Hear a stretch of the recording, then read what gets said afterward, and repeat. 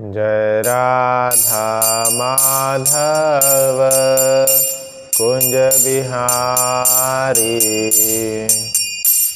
जय राधा माधव कुंज बिहारी। जय गोपीजन वल्लभ गिरिवरधारी। जय गोपीजन वल्लभ गिरिवरधारी। यशोदानंदन ब्रज जनरंजन। यशोदानंदन ब्रज जनरंजन। यमुना तीरवनचारी।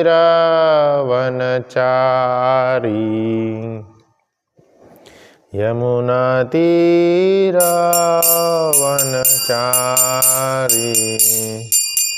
जय राधा माधव कुंज बिहारी। हरे कृष्ण कृष्ण कृष्ण हरे हरे। हरे राम राम राम हरे हरे। हरे कृष्ण कृष्ण कृष्ण हरे हरे। हरे राम राम राम हरे हरे। हरे कृष्ण कृष्ण कृष्ण हरे हरे। हरे राम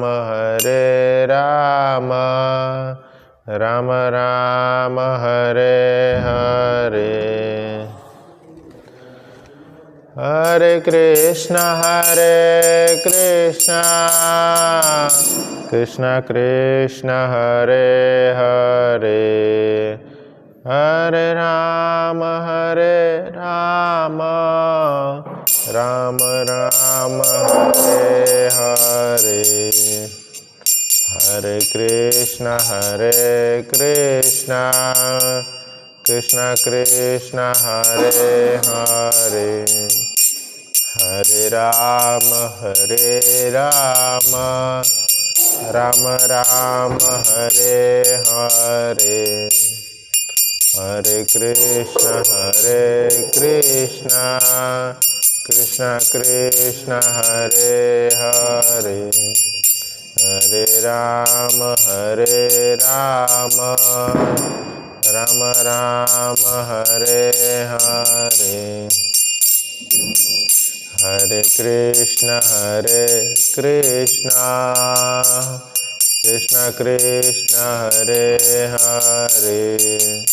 हरे राम राम राम हरे हरे। हरे कृष्ण कृष्ण कृष्ण हरे हरे। हरे राम राम राम हरे हरे। हरे कृष्ण कृष्ण कृष्ण हरे हरे। हरे राम राम राम हरे हरे। हरे कृष्ण कृष्ण कृष्ण हरे हरे। हरे राम राम राम हरे हरे। हरे कृष्ण कृष्ण कृष्ण हरे हरे। जय श्री श्री जगन्नाथ बलदेव सुभद्रा महारानी की जय। शिल प्रभुपाद की जय। श्रीमद् भागवतम की जय। ओम नमो भगवते वासुदेवाय।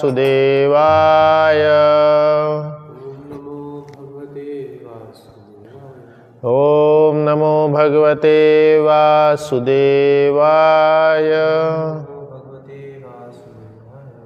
ओम नमो भगवते वासुदेवाय। नारायणं नमस्कृत्यं नरं चैव नरोत्तमं देवीं सरस्वतीं व्यासं ततो जयमुदीरयेत्। नष्टप्रायेषु अभद्रेषु नित्यं भागवत सेवया भगवती उत्तमश्लोके भक्तिर्भवति नैष्टिकी। कृष्णाय वासुदेवाय देवकीनन्दनाय च नन्दगोपकुमाराय गोविन्दाय नमो नमः। हरे कृष्ण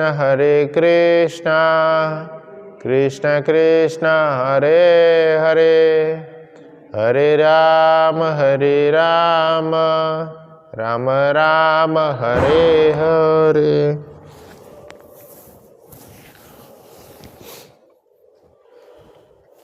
श्रीमद् भागवतम तृतीय स्कंद चतुर्थ अध्याय तीसरा श्लोक। भगवान स्व आत्ममायायाः गतिं ताम अवलोक्य सरस्वतीं उपस्पृश्य वृक्षमूलम्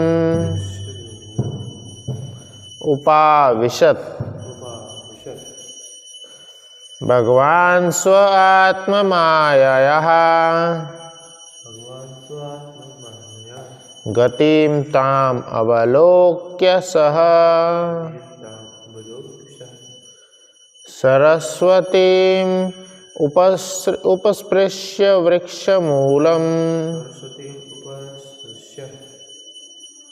वृक्षमूलम् उपाविशत्। भगवान स्व आत्ममायायाः गतिं ताम अवलोक्य सः सरस्वतीं उपस्पृश्य वृक्षमूलम् उपाविशत्। भगवान स्व आत्ममायायाः गतिं ताम अवलोक्य सः सरस्वतीं उपस्पृश्य वृक्षमूलम् उपाविशत्। कृपया दोहराएं। भगवान स्व आत्ममायायाः गतिं ताम अवलोक्य सः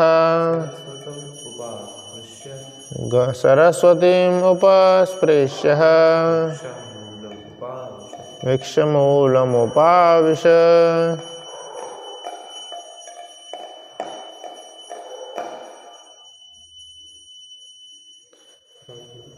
शब्दार्थ अनुवाद एवं तात्पर्य श्रीलयेसी भक्तिवेदांत स्वामी शिल प्रभुपाद के द्वारा। शिल प्रभुपाद की जय। शब्दार्थ। भगवान श्री भगवान स्व आत्ममायायाः अपनी अंतरंगी शक्ति द्वारा गतिम अंतः ताम उसको अवलोक्य देख कर सह वे कृष्ण सरस्वती नदी का उपस्पृश्य जल का आचमन करके वृक्ष मूलम वृक्ष की जड़ के पास उपाविशत बैठ गए। अनुवाद। सब लोग अनुवाद दोहराएं। भगवान श्री कृष्ण अपनी अंतरंगी शक्ति से अपने परिवार का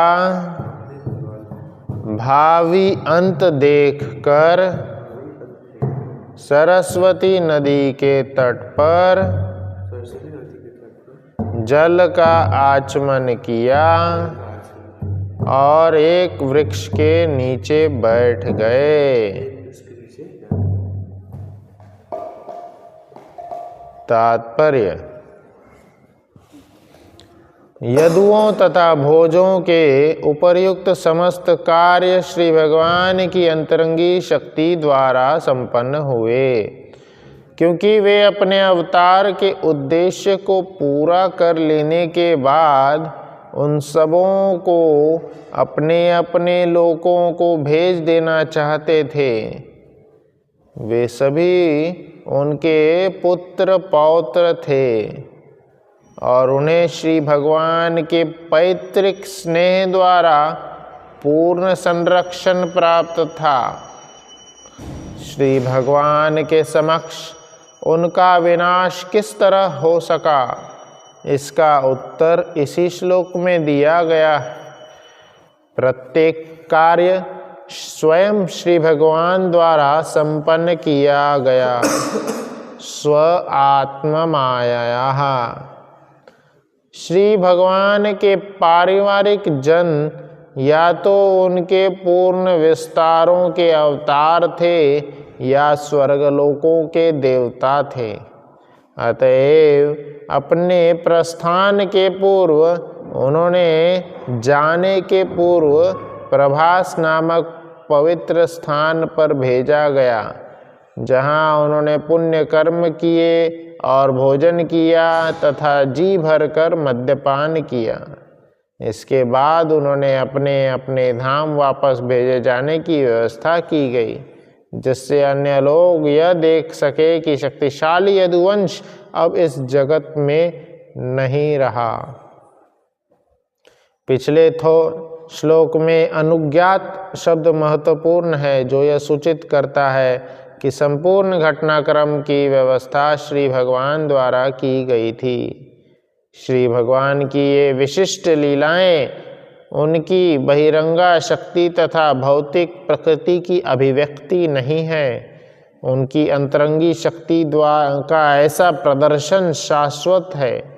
अतएव यह निष्कर्ष नहीं निकाला जाना चाहिए कि यदु तथा भोजवंशी सामान्य भ्रातृघाती युद्ध में उत्तम अवस्था में मरे।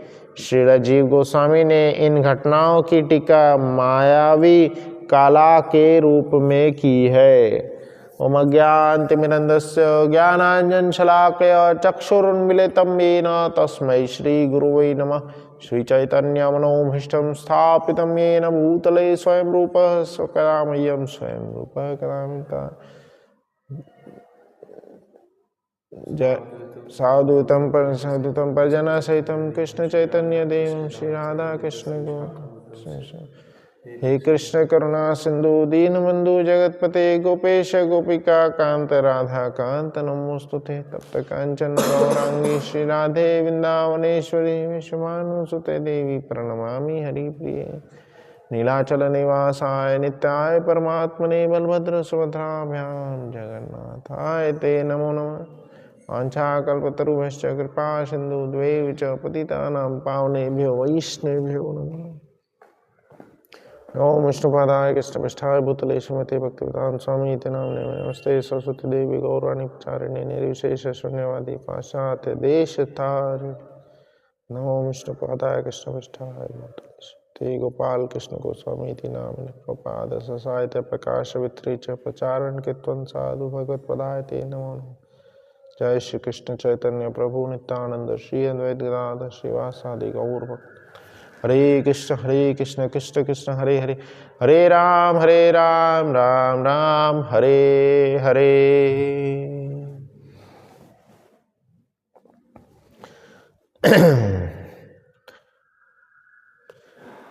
परम भगवान श्री कृष्ण की कृपा से हमारा नया मंदिर जो है यह स्थापना हो चुका है। इस नए मंदिर में इतने भव्यशाली मंदिर जो बना है, इतना भव्य मंदिर, इतने सारे लोग, इन सब के बीच में श्रील प्रभुपाद जी की कृपा से, आप सब की कृपा से आज श्रीमद् भागवतम का पाठ करने का मौका मिला है। कोई भूल चूक होगी तो माफ़ करेंगे। हरे कृष्ण। श्रीमद् भागवतम एक अपूर्ण अमल ग्रंथ। इसमें श्री भगवान के दिव्य लीलाओं का वर्णन किया गया है। सभी भक्त इन लीलाओं को पढ़कर भगवान का नित्य स्मरण कर सकते हैं। मंदिर यह इसलिए बनाया जाता है ताकि नित्य रूप से भगवान का स्मरण बना रहे। श्रील प्रभुपाद जी कहते थे, ऑलवेज चैंट हरे कृष्णा, नेवर फॉरगेट कृष्णा। हमेशा भगवान का स्मरण करें और कभी भी उनको ना भूलें। स्वयं श्री जगन्नाथ जी का भी एक सुंदर सा श्लोक है, जगन्नाथ स्वामी नयन पथगामी भवतु मे। हे जगन्नाथ जी, आप मेरे नयनों के पथ में बने रहें। मैं पापी जीव, मैं अहंकारवश मोहवश मेरे जो इंद्रिय हैं वह कई जगह जाते रहते, पर आप शक्तिशाली हैं। आप मेरे इंद्रियों को कंट्रोल कर, आप जहाँ भी इंद्रियां, जहाँ भी नयन जा रहे हैं, आप हर जगह दिखें, आपका स्मरण हमेशा बना रहे। तो ऐसे ही स्मरण करते हुए श्रीमद् भागवतम के इस श्लोक का वर्णन करेंगे। यह अध्याय का शीर्षक है विदुर का श्री मैत्रेय मुनि के पास जाना। तो इसके बारे में समझेंगे कि विदुर श्री मैत्रेय मुनि के पास क्यों गए। विदुर अपने राज्य, कहाँ विदुर जी कहाँ रहते थे? स्वयं पांडु महाराज और धृतराष्ट्र के भाई हैं विदुर। पर पांडु महाराज तो बहुत पहले चले गए थे। फिर धृतराष्ट्र के पुत्र कौन थे? दुर्योधन। दुर्योधन और उनके साथी गणों के कुवचन के द्वारा अपमानित होते हुए विदुर ने डिसीजन लिए थे, बहुत बड़ा अपने ज़िंदगी का डिसीजन लिए थे कि अब यह ग्रह, यह घर, यह साम्राज्य उन्हें त्याग देना चाहिए और कहाँ जाना चाहिए? भगवान की बनाई हुई इस सुंदर अपार सृष्टि में जहाँ जहाँ उनके तीर्थ स्थल है, वहाँ जहाँ जहाँ प्रकट हुए हैं, वहाँ जाना चाहिए। तो विदुर जी उस अपमान का बदला लेने का न सोचे, पर क्योंकि वो भक्त थे, उन्होंने उस अपमान को भगवान का एक संकेत के रूप में देखे। हमारे लाइफ में भी कई बार बहुत ऊंचा नीचा होते रहता है, बहुत सारी गलत चीज़ें हो जाती, पर मूर्खतावश हम सोच बैठते हैं कि यह मेरे खिलाफ हो रहा है। हमें हमेशा जानना चाहिए कि हम शरीर नहीं, हम आत्मा हैं, परम भगवान श्री कृष्ण के अंश हैं।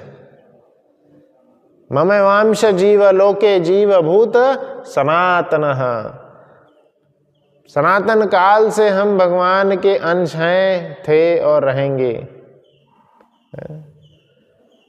तो इसलिए हम हमेशा से जब उनके ही अंश हैं, उनके ही साथ हमेशा रहे हैं, तो यह जो है हमेशा ध्यान रखना चाहिए हमें कि जो अपमान, मान, सम्मान सब है यह शरीर का है, आत्मा तो केवल भगवान का दास है। हम हमेशा उनके ही दास थे और रहेंगे, अंश है। तो जीवन में जो ऐसी ऊंची नीच घटनाएं होती है, उच्चतम भक्त उसको श्री भगवान का संकेत मानते हैं। भीष्म पितामह जब अंतकाल में लेटे हुए थे,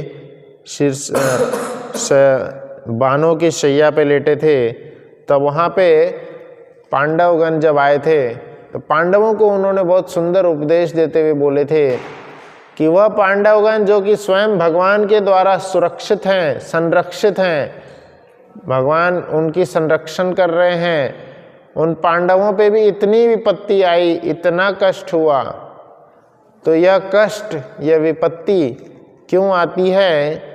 क्योंकि समय सबसे बड़ा बलवान है और परम भगवान श्री कृष्ण की क्या इच्छा है उसके सामने कुछ नहीं टिके। जो उनकी इच्छा है वही होगा।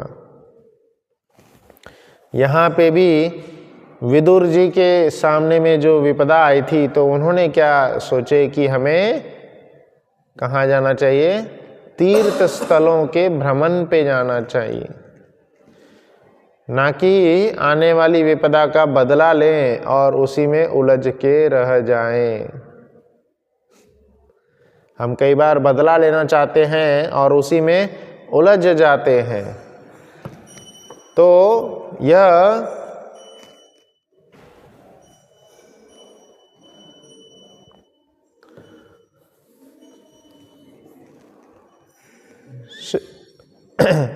फिर विदुर जी क्या करते हैं? विदुर जी वहाँ से उठते हैं और तीर्थ स्थलों के भ्रमण पे चले जाते।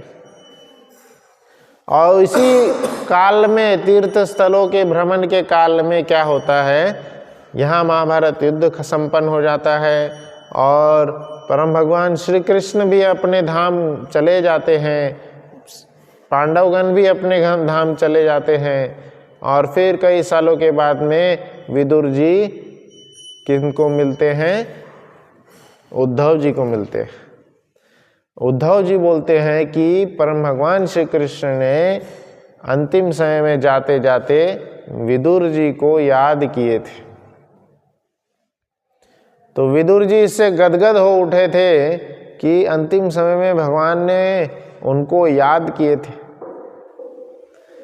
इससे वो फूले नहीं समा रहे थे, पर फिर उन्होंने पूछे क्या संदेश दिए हैं कुछ मेरे लिए? तो उद्धव जी बोलते हैं हाँ, संदेश तो दिए हैं, पर संदेश वो आप श्री मैत्रेय मुनि से जाके पूछें। मैत्रेय मुनि से क्यों पूछना है, आप क्यों नहीं बताएंगे? क्योंकि उद्धव जो थे उम्र में विदुर से छोटे थे। तो हमें यह मर्यादा भी कई बार ध्यान रखना चाहिए कि हम जब उम्र में छोटे हैं और हम उसके काबिल नहीं हैं, तो हमें कई बार मौन रखना चाहिए, शांत रहना चाहिए। ज्ञान तो सबके पास है। आज चैट जीपीटी, एआई का ज़माना है, हर चीज़ का ज्ञान है हर एक के पास। टीचर जो स्कूल में पढ़ाने वाला है, बच्चे को पहले से ही पता होता है, और यूट्यूब पे सब कुछ देख के आता है, कोचिंग इंस्टीट्यूट में भी सब कुछ सीख लेता है। पर यह शिक्षा, मूल्य और वैल्यूज, गुण जो है वह नहीं सिखाते। गुण कहाँ से सीखेंगे? इन शास्त्रों से सीखे जाएंगे। मूल्य गुण यह शास्त्र सिखाते हैं। यहाँ पे उद्धव जी बता रहे हैं ज्ञान तो मुझे भी है, पर मर्यादा अतिक्रमण हो जाएगा। मर्यादा का अतिक्रमण मतलब उल्लंघन हो जाएगा अगर मैं आपको ज्ञान दूंगा तो। उम्र में आप कई बड़े हैं। विदुर, उद्धव जी जो हैं विदुर के एक तरह से भतीजे जैसे लगेंगे, बहुत छोटे। तो यह हमें ध्यान रखना चाहिए कि अगर हमें जब तक बोला नहीं गया है तो हम मर्यादा का अतिक्रमण ना करें। बड़ों को अगर हमें शिक्षा देनी है या कुछ समझाना है, बताना है, तो किसी बड़े के पास भेजें। किसी बड़े के पास हमें भेज देना चाहिए, वह ज्ञान दे देंगे। सबका ठेका हमने नहीं लिए। हमें यह ध्यान रखना चाहिए कि सबको ज्ञान देने का जिम्मेदारी हमने नहीं लिए हैं। हम इतने बड़े नहीं हैं कि हाँ सभी का जिम्मेदारी हमारे ऊपर।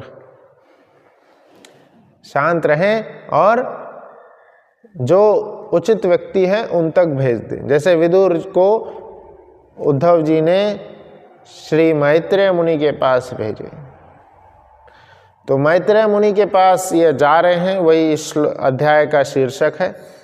और उसी बीच में यहाँ पे क्या हो रहा है, ये तीसरे श्लोक में आज जो हम पढ़े हैं यहाँ पे वर्णन कर रहे हैं। भगवान श्री कृष्ण अपनी अंतरंग शक्ति से अपने परिवार का भावी अंत देखकर सरस्वती नदी के तट पर गए, जल का आचमन किया और एक वृक्ष के नीचे बैठ गए। तो प्रभास नामक पवित्र स्थान पर परम भगवान श्री कृष्ण ने अपने सभी यदुवंशियों को, अपने चाचा, नाना, भाई, भतीजे, सब जितने भी यदुवंशी थे, सब वहाँ पे मद्यपान कर अंत हो गए थे। यह भगवान की स्व आत्म माया है। भगवान की आत्मा स्व शक्ति के द्वारा यह हुआ था। कोई इसमें बाहरी शक्ति नहीं थी। कोई बाहरी शक्ति पर भगवान श्री कृष्ण के जो दिव्य संघ जितने भी पार्षद हैं उनको अंत नहीं कर सकते थे। तो इसीलिए परम भगवान श्री कृष्ण ने अपने ही लोगों को अंत करने के लिए ये क्या किए थे, उन्होंने ऐसी माया रची कि सब धीरे धीरे अपने आप ही अंत हो गए। तो यहाँ पे कई कारण बताए जाते हैं कि यदुवंश, इतने शक्तिशाली यदुवंश क्यों अंत हुए। जय श्री श्री जगन्नाथ बलदेव सुभद्रा महारानी की जय। श्री श्री राधा मदन मोहन गौर निताय की जय। श्रील प्रभुपाद की जय। तो यहाँ पे बताते हैं कि 3 कारण मुख्यतः मैं बताऊंगा कि क्यों परम शक्तिशाली यदुवंश का अंत हुआ। जो एक कारण बताया जाता है गांधारी का श्राप। गांधारी जो कि कौरवों की माता है, उन्होंने जब देखे कि उनके सभी 100 पुत्रों का अंत हो गया है। एक माँ जब अपने सभी पुत्रों को खो देती है और जब उसके सामने वह व्यक्ति आता है जिसके कारण उसके सभी 100 पुत्र मारे गए, तो भले ही वह स्वयं भगवान भी क्यों ना हो, क्या होता है कई बार क्रोध आ जाता है। पुत्र प्रेम के कारण वह क्रोध आ जाता है। तो वह पुत्र प्रेम वश होकर गांधारी ने परम भगवान श्री कृष्ण को ही श्राप दे दिए थे कि आपका भी वंश अंत हो जाएगा। तो परम भगवान श्री कृष्ण की तो यह इच्छा ही थी, यह लीला ही थी, इसलिए वह वहां से चले गए। उस श्राप का उन्होंने प्रतिकार नहीं किए। दूसरा, जो ब्राह्मण देवता का यदुवंश के ही पुत्रों ने सांब आदि पुत्रों ने जो अपमान किए थे, जाकर उल्लास अट्टहास किए थे, ब्राह्मण का मजाक उड़ाए थे कि अरे मेरे पेट में कौन है, स्त्री है पुरुष है, तो ब्राह्मण का उपहास करना यह बहुत बड़ा विनाश का कारण बनता है। कभी भी किसी भी ब्राह्मण का या वैष्णव का उपहास नहीं करना चाहिए। परम भगवान श्री कृष्ण ने अपने ही वंश का अंत करके यह दिखाए कि किसी भी ब्राह्मण का जो हम उल्लास करेंगे, अपहास करेंगे, तो यह बहुत ज़्यादा घातक होगा। वैष्णव और ब्राह्मण जो हैं भगवान के परम सेवी होते हैं। वह हमेशा भगवान के सतत कीर्तन में लगे रहते हैं। सतत कीर्तनम विष्णु, हमेशा उनके स्मरण में लगे रहते हैं, तो भगवान की शक्ति द्वारा रक्षित हैं। यहाँ पे भी लिखा है कि भगवान के पैतृक प्रेम द्वारा वह रक्षित होते हैं। भगवान उनको पिता समान प्रेम करते हैं। और भी शास्त्र में कई जगह पे वर्णन आता है, जैसे अम्बरीश महाराज के पीछे स्वयं दुर्वासा मुनि का लग गए थे, तो दुर्वासा मुनि अम्बरीश महाराज को कुछ भी क्षति नहीं पहुंचा पाए। जब दुर्वासा मुनि के पीछे भगवान का सुदर्शन चक्र चला, तो सुदर्शन चक्र भी भगवान नारायण के पास में जब अम्बरीश मुनि गए थे, तब वह भगवान नारायण क्या बोलते हैं कि मैं अपने भक्तों के अधीन हूँ, मैं अपने भक्तों के अधीन हूँ।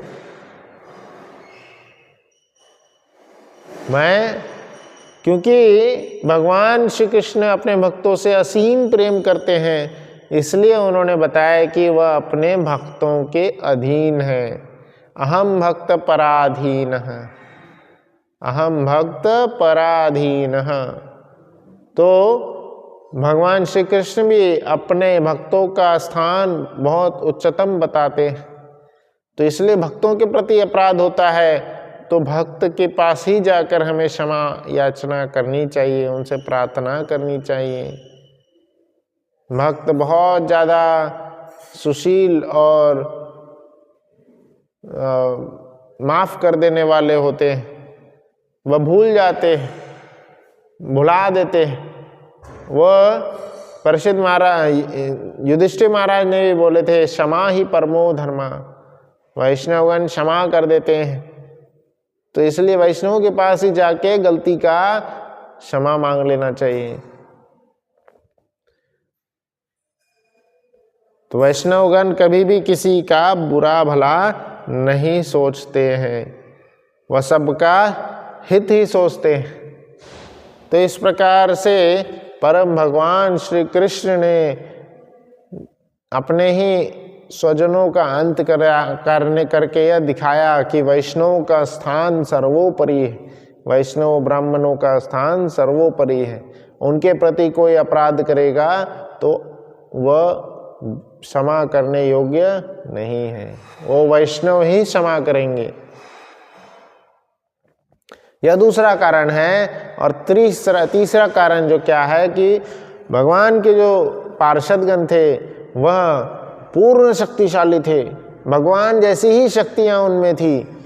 जिस प्रकार से परम भगवान श्री कृष्ण को कोई हरा नहीं सकता था, कोई उनसे जीत नहीं सकता था, तो इसी प्रकार से उनकी जितने भी पार्षदगण थे उनको भी कोई हरा नहीं सकता था। उनके जितने भी साथी थे उनको भी कोई, यदुवंशी को, भोजवंशी को कोई नहीं मार सकता था। तो अब क्योंकि परम भगवान श्री कृष्ण का इस धरातल पर उद्देश्य आने का सफल हो गया था, पूर्ण हो गया था, अब वो जा रहे थे, तो उन्होंने जाने से पूर्व अपने सहपाठियों का, अपने संगियों का भी जाना सुरक्षित कर दिया, ताकि वह यहाँ पे रहकर उद्यम न मचाएं। उनको कोई हरा नहीं सकता, उनको कोई मार नहीं सकता, तो अब वो यहाँ पे रह के क्या करेंगे, वो घमंड ना हो जाए। तो पृथ्वी का भार कम करने के लिए जो आए थे भगवान श्री कृष्ण, उन्होंने पृथ्वी पर मौजूद जितने भी निगेटिव शक्तियाँ थी उन सबको भी अंत किया, और अंत में वह जिन देवताओं ऋषियों के साथ में प्रकट हुए थे, अपने पार्षद गणों के साथ प्रकट हुए थे, उनका भी अंत किया और यह भार का इस तरह से नाश किया। तो यहाँ पे बहुत सुंदर सा अंत में प्रभुपाद जी एक लाइन लिखे हैं कि जो भी इस धरातल पे होता है वह सब के सब क्या होता है, परम भगवान श्री कृष्ण के इच्छा से होता है। कुछ भी जैसे बोलते हैं ना, कोई पत्ता भी भगवान श्री कृष्ण के परमिशन के बगैर, अनुमति के बगैर ना हिलता। इसी प्रकार से कोई भी चीज भगवान की अनुमति के बिना नहीं होती है, कोई भी चीज उनकी अनुमति के बिना नहीं होती। हमारे जीवन में भी कुछ परेशानी आ रही है, कुछ हो रहा है, तो हमें ध्यान रखना चाहिए कि हमें हमेशा ध्यान रखना चाहिए कि परम भगवान श्री कृष्ण को यह पता है और उनकी अनुमति से हो रहा है, तो वह आगे जब चाहेंगे यह जरूर ठीक हो जाएगा। श्री भगवान की ये विशिष्ट लीलाएं उनकी बहिरंगा शक्ति द्वारा भौतिक प्रकृति की अभिव्यक्ति थी। तो परम भगवान श्री कृष्ण की कई सारी शक्तियां होती है, आंतरिक शक्ति, बहिरंगा शक्ति। आंतरिक शक्ति भी होती है, बहिरंगा शक्ति भी होती है। आंतरिक शक्ति भगवान की भक्तजनों को कंट्रोल करती है, और बहिरंगा शक्ति जो है बाहरी जीवों को, तटस्थ जीव जो हैं उनको कंट्रोल करते हैं। तो परम भगवान श्री कृष्ण यहाँ पे जब आए थे, कई सारी ऐसी लीलाएं उन्होंने किए थे जो कि उनके स्व आत्म माया, स्व आत्म शक्ति द्वारा ही निर्धारित थी। वहां रख दीजिए, वो भोग लगा देंगे, आगे के टेबल पर रखिए। कई सारी ऐसी लीलाएं भगवान ने किए थे जो उनकी आत्मशक्ति द्वारा, स्व आत्मशक्ति द्वारा निर्धारित थी। जैसे मृदपान की लीला थी। मृद मतलब मिट्टी, मिट्टी खाने की जो सुंदर सी लीला हुई थी। माता यशोदा उनसे पूछी थी क्या आपने मिट्टी खाई, तो वह मुख खोलने पे पूरा ब्रह्मांड का दर्शन कराए थे। तो माता यशोदा भ्रमित हो गई थी, पर पुत्र प्रेम के कारण कई बार वह यह नहीं समझ पाए कौन है परम भगवान श्री कृष्ण। कई सारे ब्रज में ऐसे लीलाएं हुए थे जब भगवान श्री कृष्ण बड़े बड़े असीम, बड़े बड़े राक्षसों का वध कर देते थे। इतना बड़ा गोवर्धन पर्वत स्वयं भगवान श्री कृष्ण ने उनकी छोटी सी उंगली पे उठाए थे, लेफ्ट हैंड से। तो इतनी सारी लीलाएं होने के बाद भी, क्योंकि उनके भक्तगण उनकी अंतरंगा शक्ति द्वारा कंट्रोल में थे, अंतरंगा शक्ति द्वारा में थे, तो इसलिए अब उनकी शक्तियों के द्वारा कंट्रोल रहकर क्या हुआ कि वह भूल जाते थे कि यही परम भगवान श्री कृष्ण है। परम भगवान श्री कृष्ण जब कंस का वध कर दिए, कंस के द्वारा भेजे गए कितने सारे मल्ल योद्धा थे, उन सभी योद्धाओं का वध कर देने के बाद भी बाद में क्या होता है कि श्री कृष्ण तो वैसे देखेंगे बाल्यावस्था में थे, 12 साल के थे। तो उनके जितने भी बच्चे साथीगण थे, गोप सखा सब थे, तो उन्होंने बोले कि हम भी युद्ध करेंगे। और अभी कुछ समय पूर्व जो कृष्ण बड़े बड़े ताकतवर मल्ल युद्ध किए और उन सबको हरा दिए, इतना शक्तिशाली कोल्यापीड़ हाथी था उसको भी हरा दिए थे, उसको मार दिए थे। इतने बड़े बड़े शक्तिशाली धनुर्धरों को मार दिए थे, और वह अपने गोप सखाओं द्वारा हार जाते हैं, और गोप सखा उनके ऊपर चढ़ के उनको पीटने का नाटक करते हैं। तो जहाँ भगवान बड़े बड़े राक्षसों का वध कर देते हैं, पर वो गोप सखाओं द्वारा कंट्रोल रहते हैं और गोप सखागण उनके ऊपर चढ़ जाते हैं। तो यह बताते हैं कि भगवान यह क्या है, अपनी शक्तियों द्वारा प्रेम वश भक्ति के अधीन रहते हैं, भक्ति के अधीन। तो भक्ति द्वारा ही भगवान को कंट्रोल किया जाता है, सिर्फ और सिर्फ भक्ति द्वारा ही। भक्ति से ही भगवान वश में रहते हैं। भागवतम में स्वयं भगवान बोले हैं, अहम भक्त पराधीन।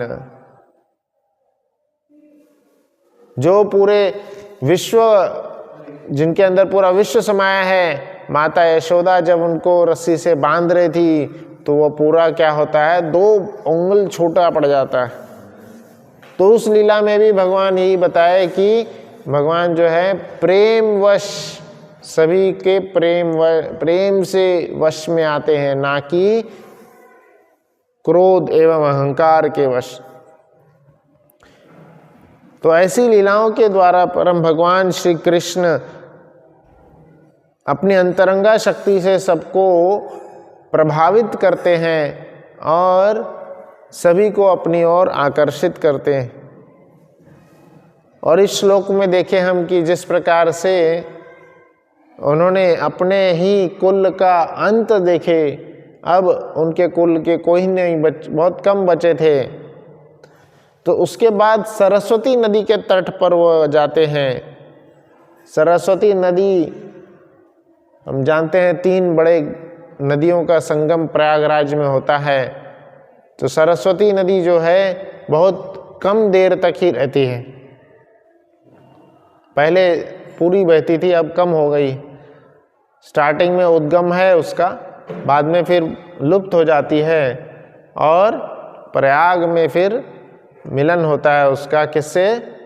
गंगा और यमुना से। तो इस प्रकार से सरस्वती नदी के तट पर वह जाते हैं, वहाँ पे जल का आचमन करते हैं। किसी भी प्रोसेस में अगर जल का आचमन किया गया है तो वह एक यज्ञ के समान होता है। यहाँ पे एक और वर्णन आता है, बलि महाराज जब वचन दिए थे वामन देवता को कि हम 3 पग जमीन देंगे आपको, तो वहाँ पे उनके कुल गुरु आकर के उनको बोलते हैं, शुक्राचार्य जो थे उनको आगे क्या बोले कि आपने जल का आचमन नहीं किए हैं, आपने बिना जल के आचमन किए ही ऐसे ही मुख से ही बोले हैं। तो यह जो मुख से बोला गया है वचन उतना प्रभावी नहीं है। आप इसके उल्टा भी जा सकते हैं, ज़रूरी नहीं है कि आप इस कार्य को करें, आप इसके उल्टा भी जा सकते हैं। तो जब ऐसा उन्होंने बोले तब इसका अर्थ यह होता है, जब जल का आचमन करके कोई कार्य किया गया तो वो एक यज्ञ समान होता है और उसके उल्टा फिर वापस नहीं जा सकते हैं। यहाँ पे इसलिए भगवान ने जल का आचमन किए और वृक्ष के नीचे बैठ गए। तो वृक्ष के नीचे बैठकर अब वो अपना भी क्या करेंगे, अंतिम लीला करेंगे। अब इस जगह से, इस धरातल से वापस जाएंगे। अब यहीं पे फिर उनका जो है उद्धव और श्री मैत्रेय मुनि इस जगह पर आते हैं और उनसे शिक्षा ग्रहण करते हैं। तो इसी श्लोक में आज के कक्षा में हमने 2-3 चीज़ें मुख्य सीखी। जाने पहला हमने सबसे चीज़ सीखे कि भगवान का जो कुल का जो उन्होंने अंत किए, तो उसमें 3 शिक्षाएं हैं। पहला, गांधारी का श्राप के कारण कुल का अंत हुआ। दूसरा, क्यों अंत होता है कुल का? क्योंकि वह परम भगवान जो है वैष्णवों के प्रति, उनके पार्षदों ने वैष्णवों के प्रति अपराध किए थे, इसलिए वैष्णव के प्रति का अपराध बहुत ही ज़्यादा गहरा होता है, वो नहीं करना चाहिए। और तीसरा, भगवान की इच्छा थी कि उनके समान शक्तिशाली योद्धा सब जो थे वो अब यहाँ से प्रस्थान करे, अपनी लीलाओं के में चले वापस। तो कोई भी कार्य भगवान के स्व इच्छा द्वारा ही होता है। और दूसरा यहाँ पे हमने सीखे कि जो सरस्वती नदी है उनके तट पर बैठकर उन्होंने कोई यज्ञ किए थे और उसके पहले उन्होंने क्या किए थे, जल का आचमन किए थे। तो कोई भी कार्य करने से पूर्व हम ऐसा भगवान का स्मरण कर सकते हैं और जल का आचमन करना चाहिए। यहीं पे आज के इस सुंदर से कक्षा का विराम देंगे और कल इसके आगे बहुत सुंदर सा एक श्लोक रहेगा जिसमें भगवान के शरणागत होने की विधि बताई गई। तो भगवान को हम शरणागत कैसे हो सकते हैं, यह अगले श्लोक, चौथे श्लोक में हम पढ़ेंगे। किसी का कोई प्रश्न, कोई संदेश, कोई टिप्पणी, तो आपका स्वागत है। फिर यहीं पे हम विराम देते हैं। परम भगवान श्री कृष्ण की जय, श्रीमद् भागवतम की जय, श्रील प्रभुपाद की जय।